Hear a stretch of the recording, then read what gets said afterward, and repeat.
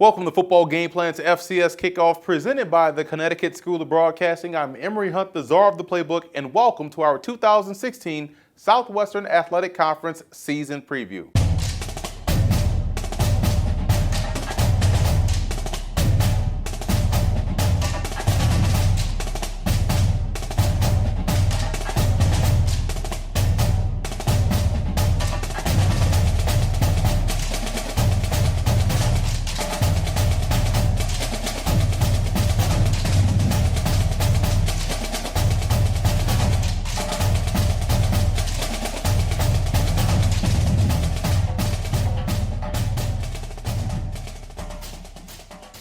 There's never a dull moment in the SWAC. From top to bottom, every game is exciting, which keeps you on the edge of your seat. Now, there's a lot of excitement in the SWAC after coming off a historic 2015 season with the inaugural Celebration Bowl. So let's begin our preview by taking a look at the top storylines heading into the 2016 season.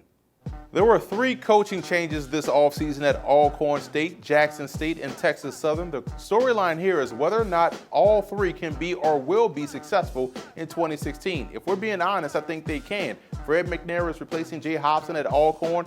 Tony Hughes replaces Harold Jackson at Jackson State. And Michael Haywood takes over for Darryl Asbury at Texas Southern. Both Alcorn and Jackson State have pretty good rosters and proven quarterbacks in place, which is huge.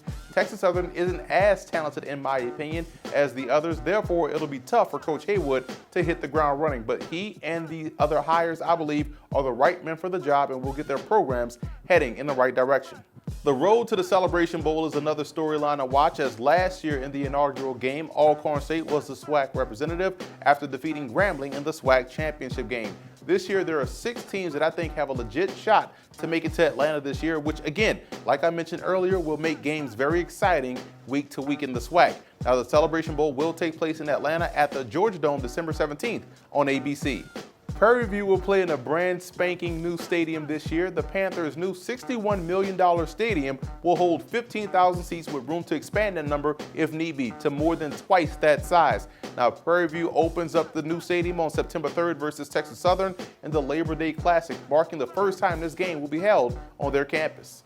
We may see a quarterback renaissance in the SWAC this year, as there are some really good signal callers spread throughout the conference. Lenoris Footman out of Alcorn, Lamontez Ivy at Jackson State, Austin Howard at Southern, and Trey Green from Prairie View A&M are all excellent passers and decision makers. You can even have some up-and-coming talent like Ellis Richardson and Quinteris Toppings out of Alabama State and Darrell Robinson of Texas Southern.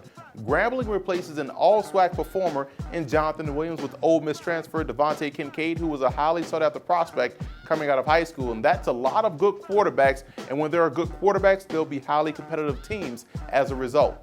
And finally, can the SWAC crash the FCS playoffs this year? We know the SWAC gave up its automatic bid to the FCS playoffs a while ago, but there is a team that's high enough in the rankings they could earn in that large bid. Last year, Prairie View A&M finished 9-2 and felt as though they were snubbed for the playoffs, and they had a legitimate beef as they were extremely talented and that was worthy of getting there. But that one game versus College of Faith on their schedule is probably what kept them out, and also that loss to Grambling. This year, the non-conference scheduling is there for some teams to make some serious noise come Selection Sunday. Speaking of the schedule, let's take a look at some of the key games as we head into the 2016 Southwestern Athletic Conference season. On September 3rd, Alabama State travels to UT San Antonio to take on the Road Runners, and this is an intriguing matchup because I think the Hornets are a really good football team that actually match up well with UT San Antonio. Now, the Road Runners got better in the offseason by adding graduate transfer quarterback Jared Johnson from Sam Houston State, and it'll be the first game in the Frank Wilson era. But ASU head coach Brian Jenkins is coming off a full spring with a talented team, which makes this a potential upset waiting to happen. The next day on September 4th in the SWAC MEAC Challenge, Alcorn State takes on Bethune-Cookman, and this is a great matchup that could be a preview of the Celebration Bowl. It's a strength versus strength game and will be Fred McNair's head coaching debut with the Braves in front of a national television audience. Big game on a big stage equals excitement for the fans. 2 games of intrigue on September 10th. The first is between Alabama A&M and Mississippi Valley State, and this is a key game as both squads are young teams that are looking to avoid the East Division cellar in the SWAC. The winner of this game not only has a leg up, but also has confidence as they move through the season. The second game is between Jackson State and Tennessee State, and this game will be played in Memphis, Tennessee, which is equidistant between these two proud and historic programs. Both teams look really strong this year as Tennessee State has a chance to win the OVC or at least secure an at-large bid for the playoffs, while Jackson State is looking to get a great out-of-conference victory versus an opponent in a bigger conference, which could help their chances of crashing the FCS playoffs because of strength of schedule if they don't get to go to the Celebration Bowl. October 1st pits Prairie View versus Grambling, and last season this was a game that the Panthers could point to as the reason why they were left out of the FCS playoffs. Grambling beat Prairie View in a thriller last season, 70-54, so look for another down-to-the-wire exciting game between these two titans, as it will also be a pivotal battle in the West Division. And finally, you can't talk SWAC games without bringing up the Bayou Classic between Grambling and Southern on November 26th. This game has been played in its current form since 1974, and the series is tied at 27-all, with Grambling winning last year's matchup 34-23. We'll be back after this commercial break.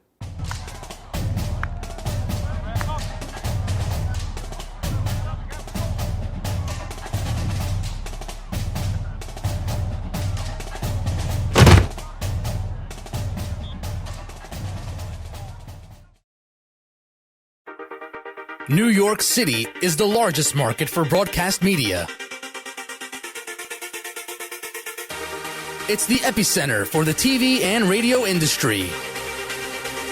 If you ever had a dream of working in the thrilling broadcast world, then make it a reality by going to the Connecticut School of Broadcasting.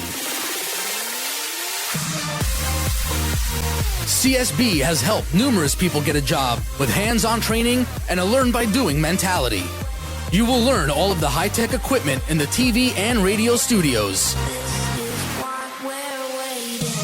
From hosting your own radio show, to being a news or sports anchor, operating a camera in the TV studio, or editing audio and video, the choice is yours. Graduates from CSB have gone on to work at some of the major companies in the industry. To get more information, call 1-800-TV-RADIO or check us out at gocsb.com. Your road to success starts here at the Connecticut School of Broadcasting.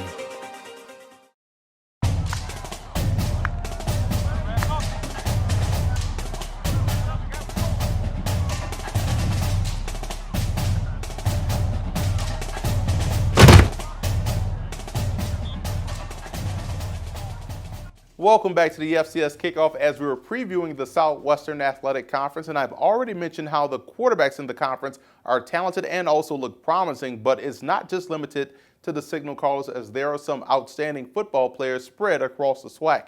Here are those players as we unveil our 2016 preseason all-SWAC team. Starting with the offensive side of the ball, two Southern Jaguars headline the list as quarterback Austin Howard and running back Leonard Tillery more than earned their way on this list with their play last season. Howard was excellent last year, leading the SWAC in completion percentage, completing 65% of his passes, while Tillery led the conference in rushing yards with 1,211 and also rushing touchdowns with 14. The receiving options are outstanding here with Chad Williams out of Grambling, Daniel Williams out of Jackson State, Willie Young out of Arkansas Pine Bluff, and wide receiver tight end Derek Griffin out of Texas Southern. You can even toss in all-purpose player Marquise Walford in the mix as well out of Alcorn State, as he finished last year with 478 yards receiving, in addition to his 442 yards on the ground. The offensive line is led by Marcus Cook of Jackson State, and Cook was a football game plan preseason FCS All-American after paving the way for a high-octane JSU offensive attack last year. Detonio Dade of Alcorn State is another outstanding offensive lineman that was very integral to his team's offensive output last season. Moving over to the defensive side of the ball and diving right into the meat of this squad, the linebackers. You have three talented individuals that bring three different unique skills to the table. Willie Duncan of Arkansas Pine Bluff is an excellent thumper in the middle that plays aggressively downhill both versus the run and also getting after the quarterback. Courtney Berry of Alabama State is your quintessential run and chase linebacker that does a great job in coverage and shows good sideline to sideline range. Darian Anderson of Alcorn State is sound in every facet of his game, especially in the open field with 44 solo stops last season. You can even include Javante Jones of Jackson State in this conversation as well. He's listed as a defensive lineman here, and technically he did play a lot with his hand in the dirt last season for the Tigers, but he's essentially a stand-up edge rusher and shows a knack for getting to the quarterback. Last year, Jones finished the season with 9 sacks, which was second in the SWAC, and 24.5 TFLs. Guy Starworth out of Grambling and Marquise O'Leary of Prairie View are the only seniors in the secondary, and Marquise Green of Mississippi Valley State, who was also a football game plan preseason FCS All-American, is coming off an outstanding freshman season where he picked off 7 passes, which gave him the lead in the SWAC. Looking at the specialist in Grambling's kicker, Mark Orozco was excellent last season, nailing 60 of 61 PATs and going 12 out of 13 on his field goal attempts. Punter Owen Houlihan of Prairie View finished second in the conference, averaging 40 yards a punt with a long of 76 yards. And the return game is also in great hands with both Austin Watts of Texas Southern and Booker Chambers, who's another talented sophomore for Mississippi Valley State. We'll take a quick break and come back with more Southwestern Athletic Conference superlatives here on Football Game Plan's FCS Kickoff.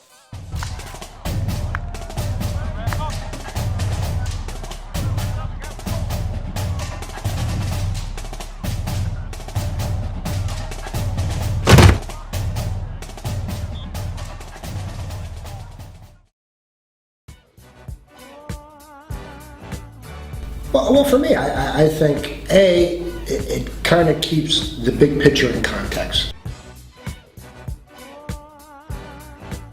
So if you're looking, especially in our league, where you're looking at student athletes being reflective of the student body and the mission of the institution, I think our league does that great. And just as importantly, there's some premier players, premier programs. It's an exciting level. It's traditionally very wide open, unpredictable. It's certainly not stale. It's on the cutting edge of an awful lot of things. And I just think it's a very entertaining level of football that is played by some very, very talented student athletes that have just kind of chosen a little bit different path as they try to balance their professional career in addition to their football future. And I can't speak for everybody, but an awful lot of our players have aspirations of playing on Sunday, but want a really good backup plan in case that doesn't work in the workforce. And so it's really it's reflective of everything that you want, of really good football, cutting edge offense and defense, unpredictability, people that are reflective of student bodies, and I think it's probably at its zenith of popularity and talent.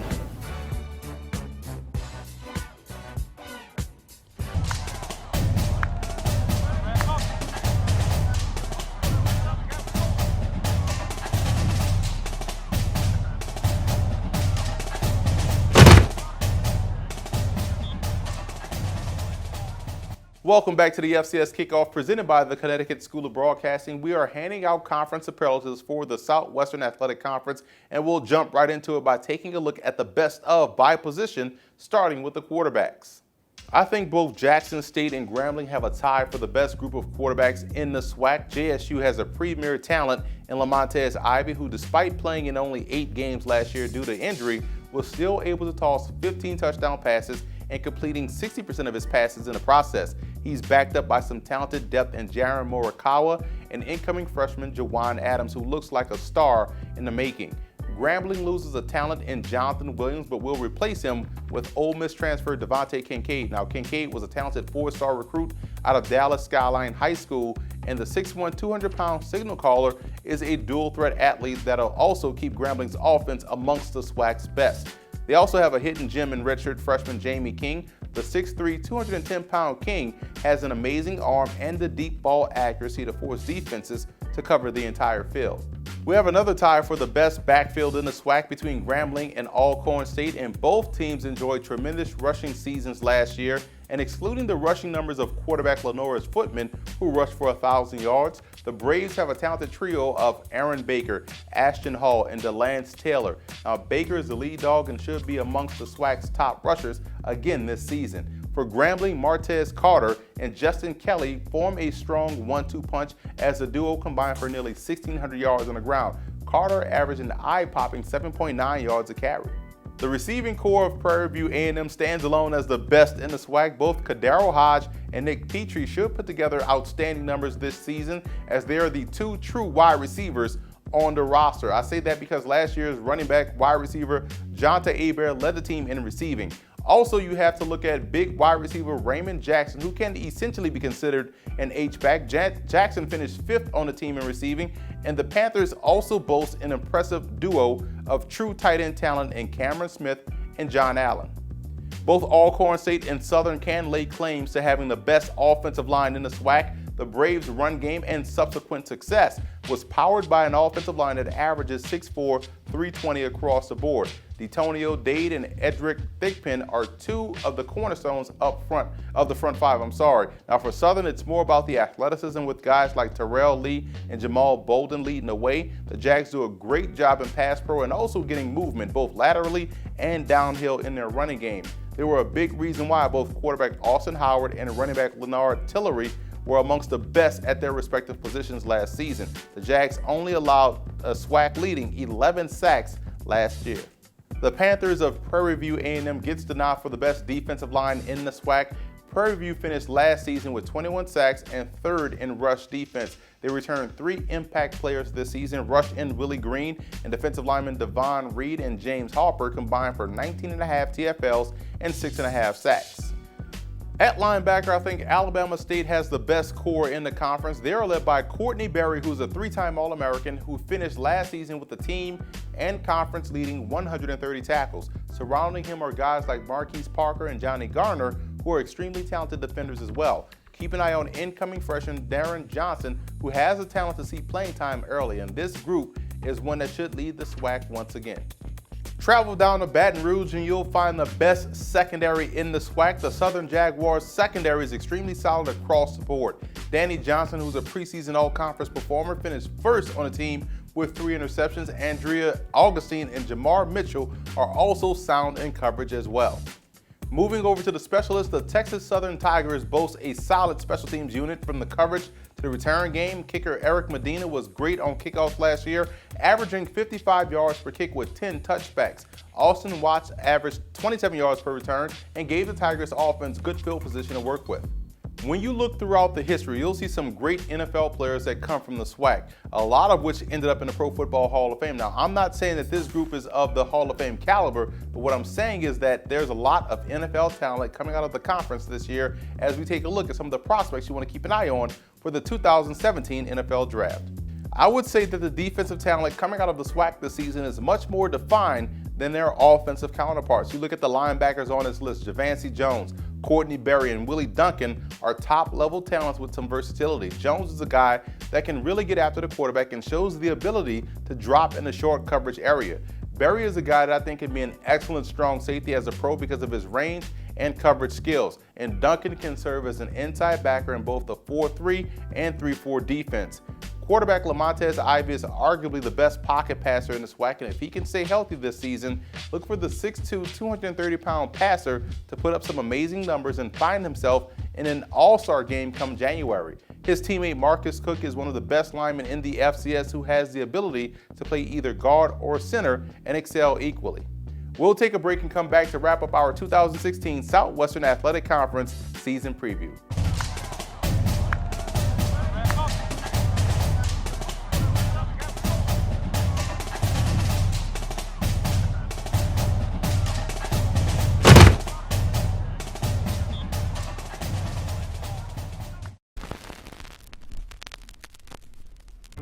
The FCS, in my mind, is the greatest level of football in the country.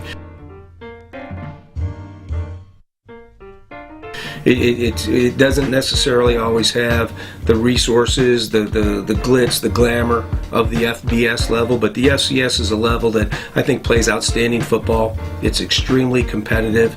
It plays to a national champion at the end in a tournament format, and I think the experience of aiming for that championship is something that you can't get on any other level. New York City, the media capital of the world. But in America, there is a world of media at our fingertips, from coast to coast. The broadcast media industry connects us in so many ways and remains on the cutting edge of providing us news and entertainment. Have you ever pictured yourself working in the media? Did you ever dream of working in TV or on the radio? Make your dreams come true today. Connecticut School of Broadcasting is the oldest and largest group of communication schools in the country. At Connecticut School of Broadcasting, you'll learn by doing with hands-on training straight from professional broadcasters. There is job placement assistance for graduates, day and evening courses available. Graduate and get into the job market in only 8 or 16 weeks. Don't waste another second daydreaming about what you want to do with your life. Call 1-800-TV-RADIO and start living your dream today.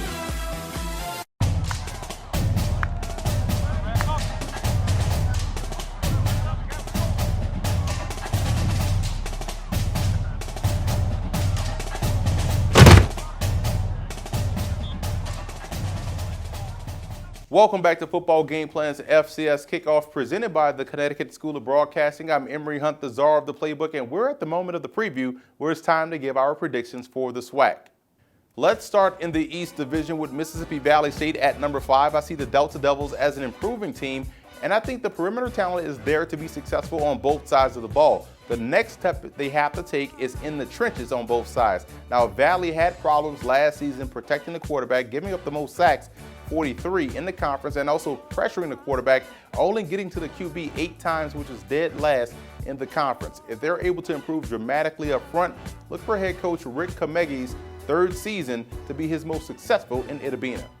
Finishing 4th are the Alabama A&M Bulldogs, and the best statistic I found for Alabama A&M is that they were the least penalized team in the SWAC last season. That speaks to their discipline and a solid job that head coach James Spady has done with his team. Now, with that level of discipline, Coach Spady would like to start seeing it pay dividends on the scoreboard. The Bulldogs were able to move the ball at times last year, but struggled in the red zone. But with 9 starters returning on offense, the hope is that they'll start to pay off more drives with touchdowns. Defensively, if linebacker Brian Bauer and company are not able to get stops, they'll struggle once again. With continuity comes progress, at least that is what you hope. The Bulldogs do have a lot of starters returning, and I do think the improvement will be seen in the win-loss column because of it. I have Jackson State finishing 3rd in the East. This will be a tight race, in my opinion, between the top 3 in the East Division. The Tigers have the offense in place to be successful, from the quarterback to the offensive line. JSU is strong. Now, the biggest question mark will be on the defensive side of the ball. We've seen the pendulum swing completely in one direction with Jackson State. The defense a few years ago was really good, and now they are average at best. Outside of Devancy Jones, the Tigers have to find ways to apply pressure and also stop the run. Their offense will have the ability to keep them in games, but it will be up to their defense to finish them off. Jackson State also needs to hit the ground running, as their first 3 games are at UNLV, versus Tennessee State and also versus Grambling. Next up are the reigning SWAC champs, the Alcorn State Braves, and although losing head coach Jay Hobson in the offseason, new head coach Fred McNair is in pretty good shape. He inherits a very good offensive line, dominant running game, and rising quarterback in Lenoris Footman, who should only get better in the second full season of starting. Now, defensively is where you have some concerns, and it's why I have them finishing at number 2. Last year, the Braves were talented at the 2nd and 3rd levels and are replacing those tremendous playmakers this year. They're also coming off a bad Celebration Bowl from a run defense standpoint, and needless to say that all things hinge on their ability to play better on that side of the ball. If the youth grows up around linebacker Darren Anderson very quickly, then the Braves will be right back in the thick of the SWAC race.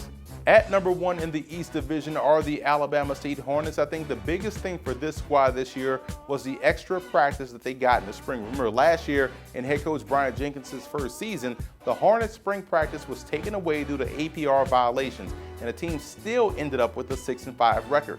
Coach Jenkins got those issues cleared up and now is armed with a veteran team that's entering the 2nd year in his system. Where the Hornets can hurt you is in the trenches. Their running game is led by Khalid Thomas, who will be running behind a very good offensive line. And the only question offensively is at the quarterback position, where you would expect Ellis Richardson to take those natural steps forward in his progression. Defensively, their front 7 swarm to the ball like Hornets and finished 2nd in the conference in total defense. Alabama State makes things tough for the opponent's passing attack, but you do want to see them be able to get both to the quarterback and also force more turnovers. This is a well-balanced group and, in my opinion, should represent the East Division in the SWAC championship game. Moving over to the West Division, at number 5 are the Arkansas Pine Bluff Golden Lions. Head coach Monty Coleman's squad will be looking to stabilize their game this season. Last year was a bit of an up and down season for the Lions. There are some key pieces on both sides of the ball to make things happen. Both wide receiver Willie Young and linebacker Willie Duncan are 2 cornerstone players. But if the quarterback can't get Young his targets or the defensive line can't keep Duncan clean, both won't be as effective. And those are the biggest question marks coming into the season, the passing game and the defensive line. The good part is that new offensive coordinator Ted White was an outstanding quarterback in his day at Howard and a great football mind that should help offensively, which should allow Monty Coleman's focus be more on fixing a defensive unit that gave up 38 points a game. Texas Southern checks in at number 4, and I think they brought in an outstanding coach in Mike Haywood who will bring a fundamental and more traditional approach to the Tigers squad this year. Look for TSU to be a physical football team up front on both sides of the line of scrimmage.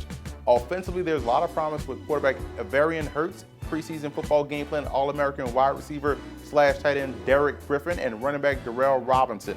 Going to a pro-style offense should allow these guys the opportunity to grow their game. Defensively, the biggest challenge and subsequent improvement you like to see is in the red zone. I think the iron will sharpen iron, so going against that physical brand of football on the offensive side of the ball will ultimately help them be a much better defense as a whole. The hope is that it's sooner rather than later.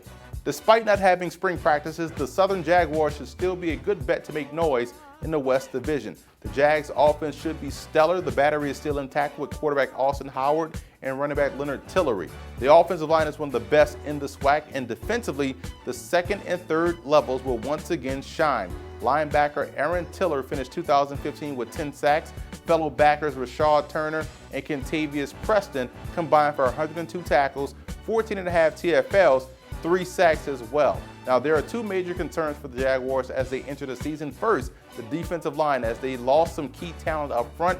And second, the inability to get guys ready with the full slate of spring practices. That's crucial in the development of depth on a college football team. So when you look at head coach Dawson Odoms and his staff, I do believe they will definitely be up to the challenge.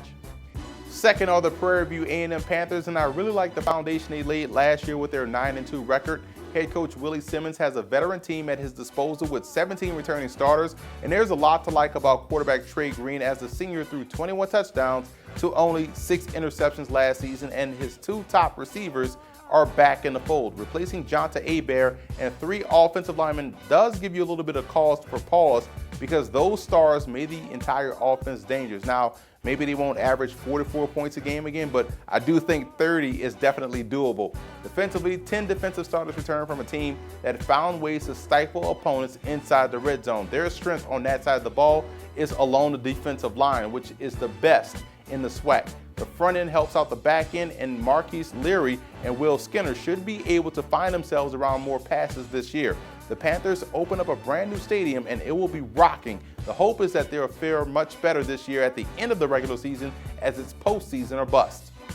And finally, at number 1 are the Grambling State Tigers. Head coach Broderick Fobbs has done an excellent job with his alma mater, and last year's Tiger squad came up short in the SWAC championship game versus Alcorn State because they didn't dance with whom they brought to the party, which was their running game and their ability to eliminate mistakes. I'm willing to bet that was mission number 2 in the spring for Grambling, as mission number 1 was to find a replacement for all-SWAC quarterback Jonathan Williams. They found that in Ole Miss transfer Devontae Kincaid, who will be able to step right in and keep this offense afloat while adding in the dual threat component.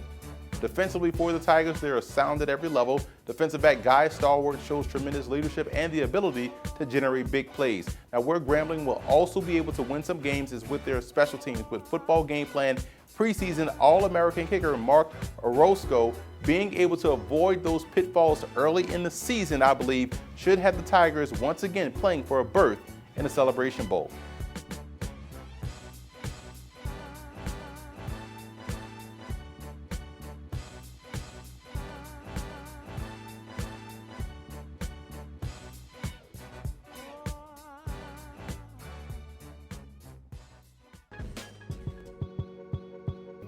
You should attend HBCU for the pride, for the history, and knowing more about where you came from as a person.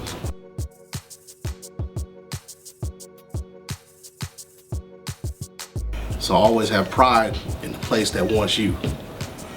Take away from it a degree, a great experience, and friends that you're going to keep for the rest of your life. It's HBCU.